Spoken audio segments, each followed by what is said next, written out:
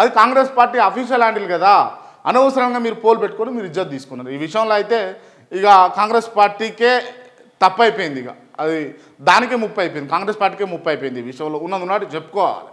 ఎందుకు అని అంటే సాధారణంగా ఏమవుతుంది అని అంటే ఏ ఏ సంబంధించినటువంటి ఏ సోషల్ మీడియా అకౌంట్లలో ఏ సంస్థకైనా పార్టీకైనా లేకపోతే ఏ యూట్యూబ్ ఛానల్కైనా లేకపోతే వాటెవర్ ఏదైనా కూడా వాళ్ళకు సంబంధించినటువంటి ఫాలోవర్స్ ఎక్కువ ఉండడం వల్ల వాళ్ళకు సంబంధించినటువంటి అంశాలనే ఎక్కువ సపోర్ట్ చేస్తూ ఉంటారు. కానీ ఇక్కడ తీర్మారైపోయింది.